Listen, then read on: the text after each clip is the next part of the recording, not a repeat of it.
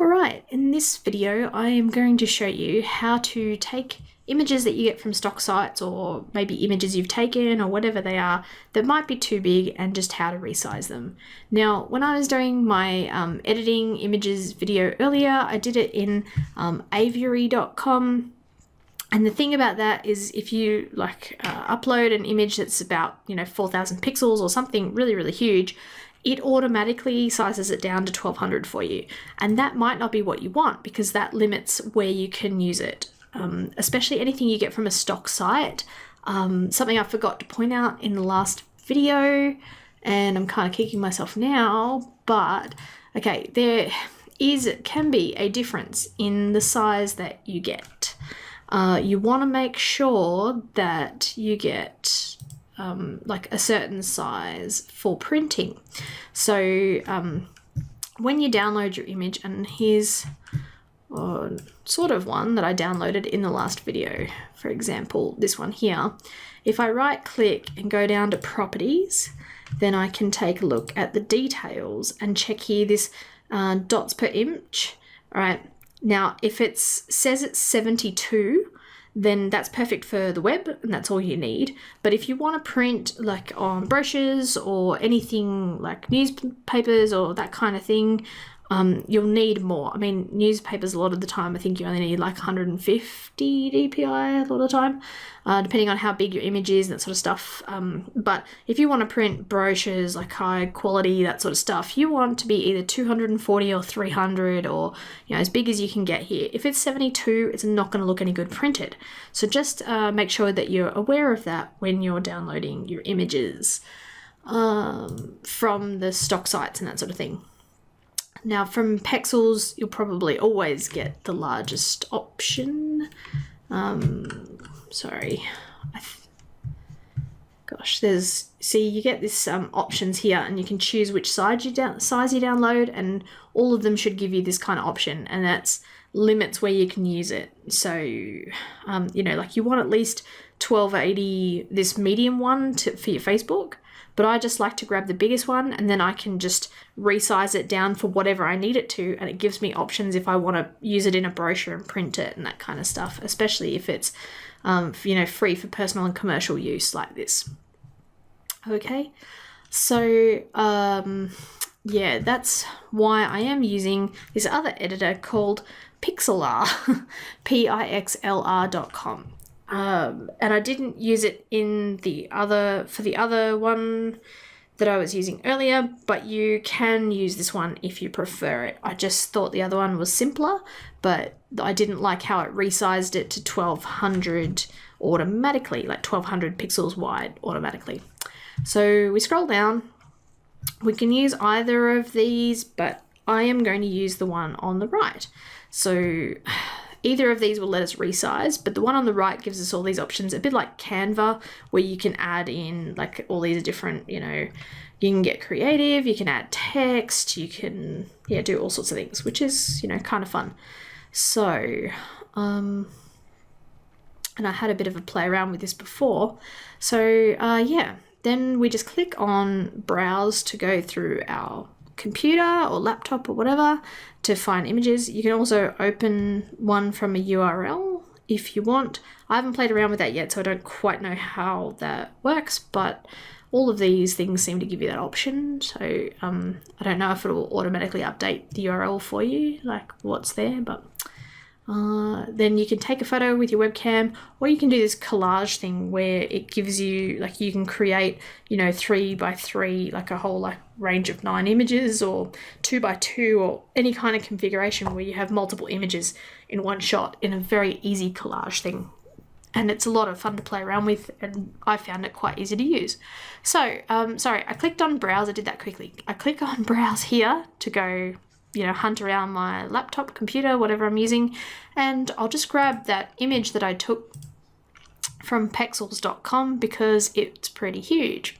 Now, just to give you an idea, we have options that we can do, things here, we can click on them and it opens up all these extra stuff. I'm not going to go through everything, but I will go through a few things. Effect, overlay, borders. You're welcome to click on any of these, apply them. There's an undo, there's a redo. We can change how big this is and zoom, that sort of thing, because it's such a big image. You can, I think, make this sort of pop out, make it full screen or something like that if you want to remove the advertising, because it's free, you get ads. That's kind of the way things roll. And yeah, there'll be more to come. So just hold on a moment. But so the first thing that you probably want to do, like there's all these things you can do to like add on effects and things like that. If you want a certain, like adding filters in Instagram, it's like a very quick, you know, here's our vintage, and then there's all these effects, and you can make it look like, oops, it says it's loading, just hold on guys,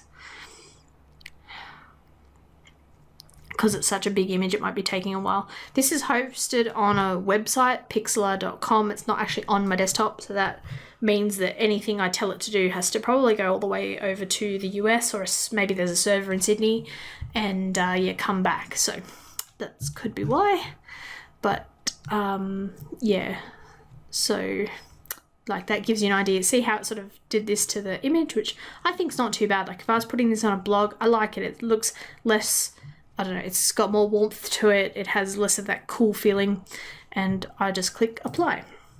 Now that's, you still have your original file on your computer, just so that you know. See, my original one is still here, and this won't be until I click save, and then I, at the end, and then I click sort of, you know, once I click save and it downloads to my computer, then I have a copy of it.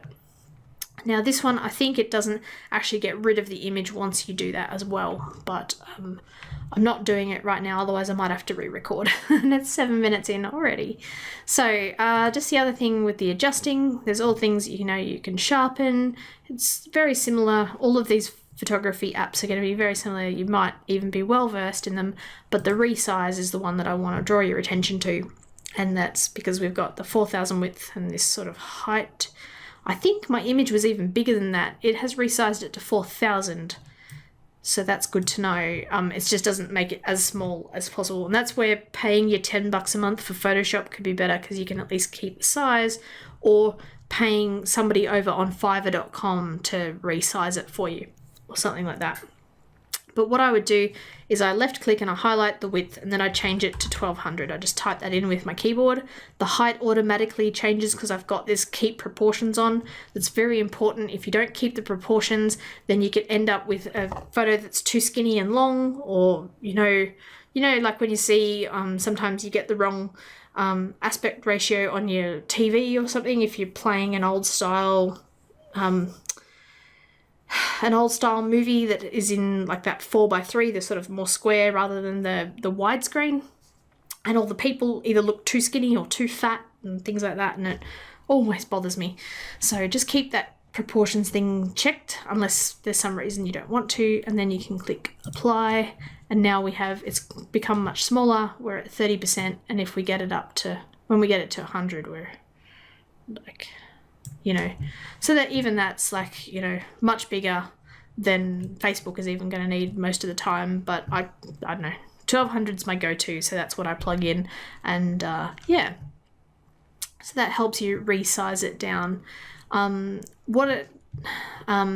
if we click save, now we have this option here, and this is what I like. We have this quality option right here, and you can see this is the size of what we're going to be making, 161 kilobytes, which is pretty awesome, and going to 100. I just realized 940 kilobytes. Okay, that's not too bad, but that's just under a meg. You'd probably want 1 or 2 megs if you wanted something for printing. So if you do need an image for printing, it might be best to go over to like Fiverr.com and find somebody to do that for you so that you can keep the quality. But or, you know, talk to your printer or whoever's designing it and say, I'm sorry, I only have it this big. Can you make it, you know, the right size or whatever, you know, but with these changes or something. But Then once we click save, oh, I should have renamed it. Let's go.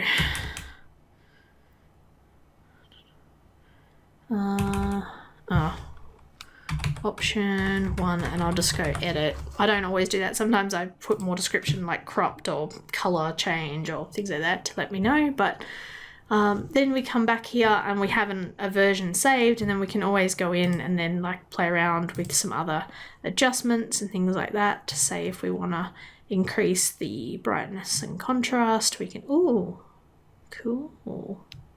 Sorry. And then you kind of lose me because I just love this stuff, obviously. And if you don't want to apply it, you just click cancel. So that could be a way where, you know, you save every so often so you can go back if you hit apply and you don't like it anymore. You can also type text and things on here. You can grab like novelty and you can choose your font. Oops, no, we don't want to choose. Let's choose something like that, a bit more fun. You can change like where it is in the center, and we might want like a black font for something like this, and then you just type it here and hello, I'm text, that kind of thing. And yeah, if you want to do that, you can apply it. You can, oops, man, I always do that. Now I'm never gonna be able to get it straight again because I'm adjusting this with mouse. We can make it bigger or smaller, and then same out here if we need to, and then left click in the box and drag. We can move it wherever we want. So if you're trying to make a point about something, like down here might work. And of course you could always crop if you wanted to maybe crop the girl out or something, but then he'll look weird being on the very edge of frame. So I can appreciate why they left her there, but that gives you at least a bit of an idea. Actually, I'm going to click cancel on that, and I'm going to click crop, because what I want to do, that's going to keep my ratio. You can choose whether or not you've got a 1:1 square or these different ratios, but just want to go like that. I think let's just make it more intimate, then click save, and then put it up to 100, click save again, and just go version 2. Here we go. And you see, like, yeah, you can do all that kind of stuff. And then I'd take it from the desktop and upload it to my website. So, I don't know, hopefully that gives you an idea. That's pixlr.com and then /express to use this stuff. When you're done, we can just click close, and then you're back here. And if you just want to see that collage thing, you can just here, and you can change your layout to be whatever you want, if you want. Say if you want it like that, and then you can just go, hey, this is going to be my Instagram or whatever, and just add in the different images and click OK. And you can also like left click and just move it if you want. That's what I love. Like, this sort of beats Photoshop, this sort of interface. It's just way easier. And this is just dark because I'm rolling over it, but then that's it not rolled over. And if you wanted to show, you know, different, and you can left click and move it so that it shows, you know, you've got it wherever you want in that little frame. And yeah, and then when you're done, you click finished and you upload. So yeah, that's a little guide to hit close and then close that again. So that was pixlr.com, and the address is up there, pixlr.com, which is pretty cool. It's nearly like a free version of Photoshop. This one on the left is actually, you know, much like Photoshop with being able to add layers, and you've got a magic wand tool and history and all kinds of stuff, right?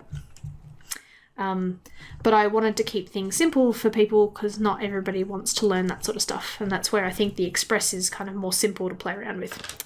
A bit like the Aviary. So it's all about photo editing software, and I'm sure you'll have your favorites. And if you do, come over to the Facebook group and let me know what you love, because maybe there's something awesome that I am missing. I'd love to know. Alrighty, thanks guys, and all the best with uploading images for your website. Let me know if you have any questions. I can be contacted. I had the thing here at gdni.com.au, and click on contact and fill out the form, and you can find me, and I will do my best to answer your questions. Alright, thanks guys.